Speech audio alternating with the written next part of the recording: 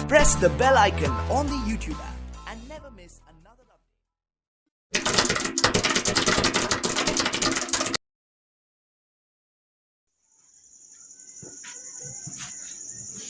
नमस्कार दोस्तों, मैं अपने यूट्यूब चैनल बजाज एकेडमी 17 पर आप सभी का स्वागत करता हूं।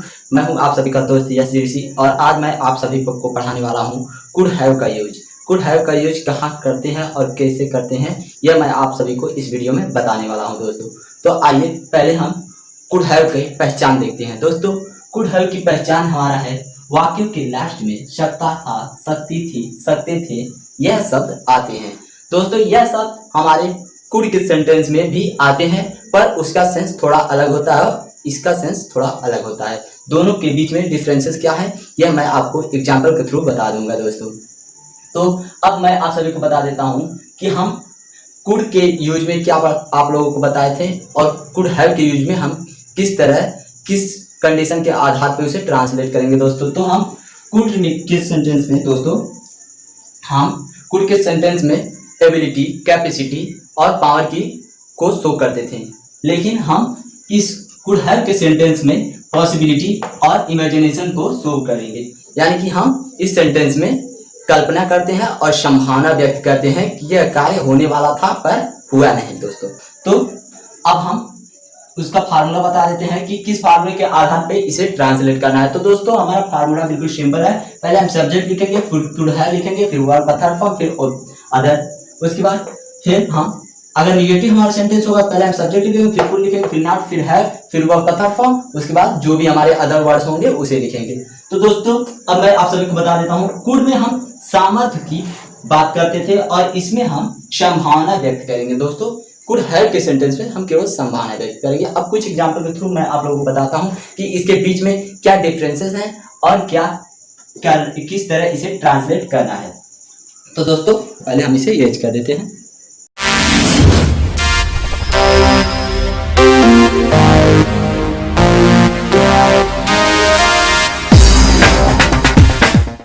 तो दोस्तों, ये हमारे सेंटेंस हैं। दोनों सेंटेंस बिल्कुल डिफरेंट है। ये हमारा कुड का सेंटेंस है और ये हमारा कुड हैव का सेंटेंस है। अब मैं आप सभी को इन दोनों के बीच के डिफरेंट को बताऊंगा। दोस्तों देखिए, इसमें हम क्या शो कर रहे हैं, तुम सबकी मदद कर सकते थे। यानी कि इसके पास एबिलिटी थी, कैपेसिटी थी कि यह सभी की मदद कर सकता था।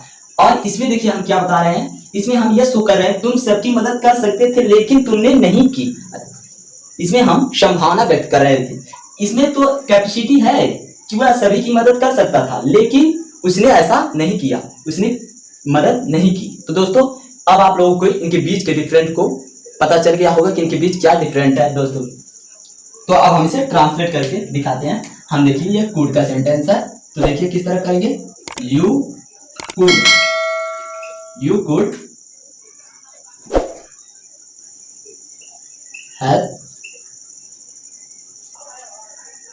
हेल्प। देखिए ये हम कुड का सेंटेंस है, यू कुड हेल्प। अब हम लास्ट में अदर वर्ड लिख देंगे ऑल। ये हमारा पहला सेंटेंस कंप्लीट हो गया, यू कुड हेल्प ऑल। अब हम सेकंड वाला एग्जांपल कंप्लीट करेंगे। देखिए किस तरह, यह हमारा सेकंड एग्जांपल है, यू कुड। यह हमारा कुड हैव का एग्जांपल है, यू कुड हैव। उसके बाद हम क्या लिखेंगे, help all. But you did not. या हम इसे शॉर्ट फॉर्म में डिडंट भी लिख सकते हैं। यह हमारा सेकंड एग्जांपल भी कंप्लीट हो गया दोस्तों। तो अब तो आप सभी को पता चल गया होगा कि इनके बीच डिफरेंट क्या है। अब हम इसी तरह तीसरा चौथा एग्जांपल लेकर के आप लोगों को कई सारे सेंटेंस बताएंगे कि इसके और इसके बीच में क्या डिफरेंट है और इसे किस तरह ट्रांसलेट किया जाता है दोस्तों। तो देखिए आप लोग, अब हम लेते हैं एग्जांपल नंबर तीसरा।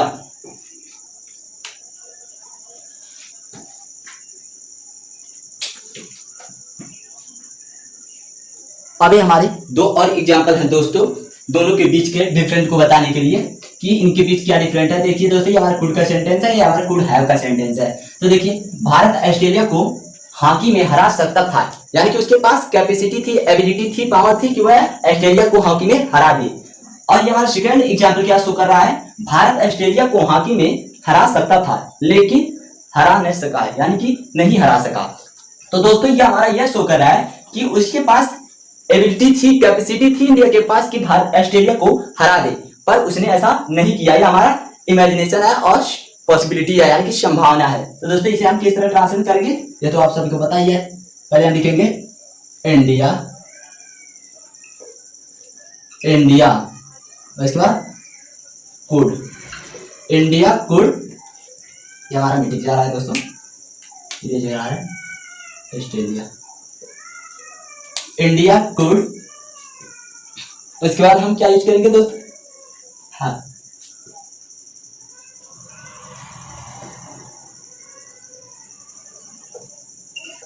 Defeated, defeat, India could defeat Australia, Australia in hockey. यह हमारा हुआ तीसरा एग्जाम्पल कंप्लीट। इंडिया ऑस्ट्रेलिया को हॉकी में हरा सकता था, India could defeated Australia in hockey. यह हमारा तीसरा एग्जाम्पल कंप्लीट हो गया जो कुड का था। अब हम कुड हैव के सेंटेंस को ट्रांसलेट करके आप लोगों को बताएंगे कि इसे किस तरह ट्रांसलेट करना है। तो देखिए यह हमारा हो गया subject, India could have defeated, इसमें हम थर्ड फॉर्म लगाएंगे डिफीटेड ऑस्ट्रेलिया। ऑस्ट्रेलिया का हमने पहला लेटर कैपिटल लिखा है क्योंकि यह एक देश है Australia, Australia in hockey, in hockey. But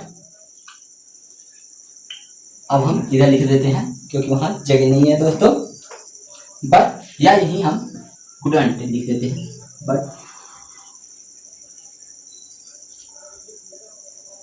but couldn't, यानी कि लेकिन वह नहीं हरा सका। तो दोस्तों ये हमारा चौथा एग्जाम्पल भी कंप्लीट हो गया। अब इन दोनों के बीच के जो डिफरेंसेस है वो आप सभी को पता चल गए होंगे दोस्तों। अब हम कुछ और इससे भी अलग आप लोगों को पढ़ाएंगे और इसी वीडियो में हम आप लोगों को कुड हैव बीन का भी यूज बताएंगे कि उसे किस तरह यूज किया जाता है। तो दोस्तों आगे बढ़ते हैं हम इस वीडियो में। तो दोस्तों ये हमारा तीसरा और चौथे एग्जाम्पल से आप लोगों को इनके बीच के डिफरेंट के बारे में पता चल गया।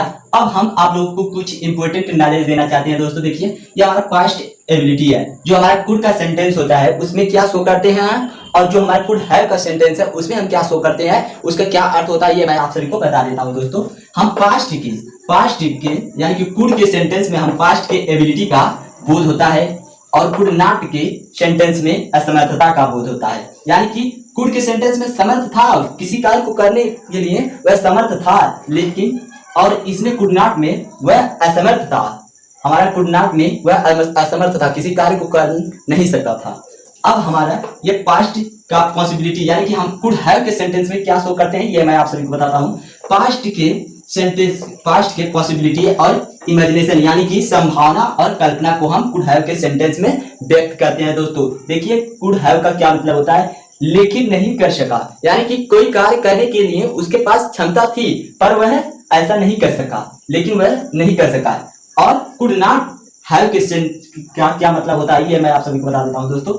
संभावना ही नहीं थी, कोई कार्य करने की संभावना ही नहीं थी, ये हमारे कुड नॉट हैव के सेंटेंस का भाव है दोस्तों। अब मैं आगे कुछ एग्जाम्पल के थ्रू आप लोगों को बताता हूँ कि इसे किस तरह कैसे ट्रांसलेट करना है।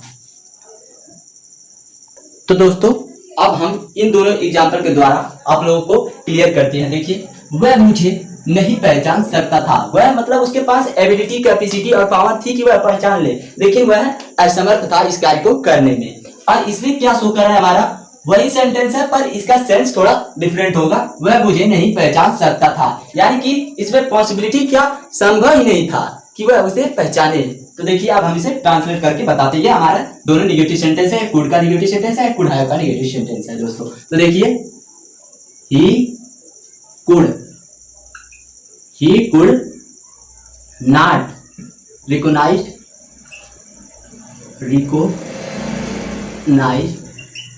me। यह हमारा इसका सेंटेंस है, इस सेंटेंस का इंग्लिश है, वह मुझे नहीं पहचान सकता था, यानी कि वह असमर्थ था। अब हम सेकंड वाले को ट्रांसलेट करेंगे। इसमें पॉसिबिलिटी यानी कि कुड हैव का सेंटेंस है, तो कुड हैव में हम पॉसिबिलिटी बताते हैं, लेकिन इसमें पॉसिबिलिटी है ही नहीं, एकदम असंभव है। तो देखिए इसे हम किस तरह ट्रांसलेट करेंगे, ही कुड, उसके बाद हम नॉट का यूज करेंगे, फिर हैव, नॉट हैव रिकॉग्नाइज्ड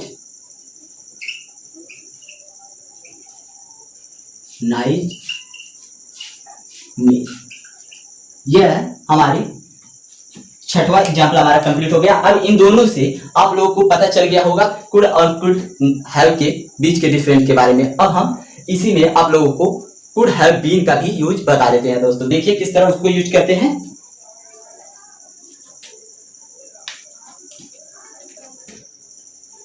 यह हमारा सातवां एग्जाम्पल है, यह खिलौना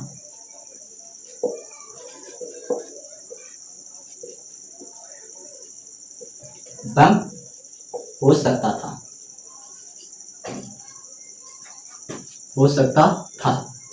लेकिन नहीं था।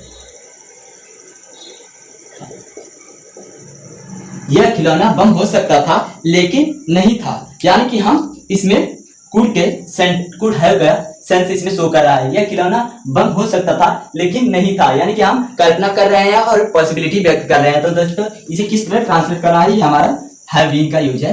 तो देखिए दिस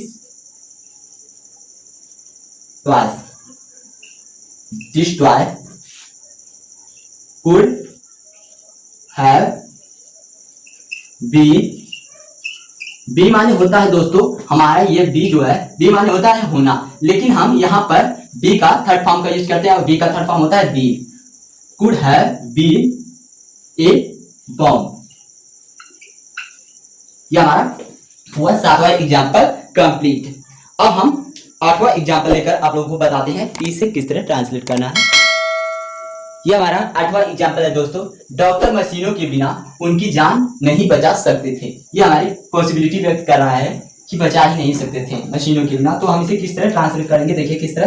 पहले हम लिखेंगे सब्जेक्ट जो है हमारा दैट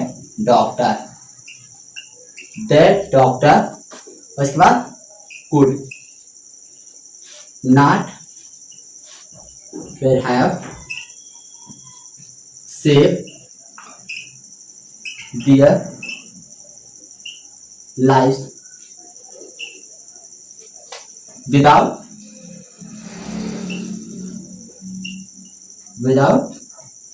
mercy। ये हमारा हुआ आठवां एग्जाम्पल कंप्लीट। तो दोस्तों ये थे हमारे कुड हैव के यूजेज जिनके बारे में हमने आप लोगों को पढ़ाया। तो दोस्तों I hope you all liked this video, so please like this video and subscribe my channel. Thank you so much for today. Goodbye, see you again tomorrow.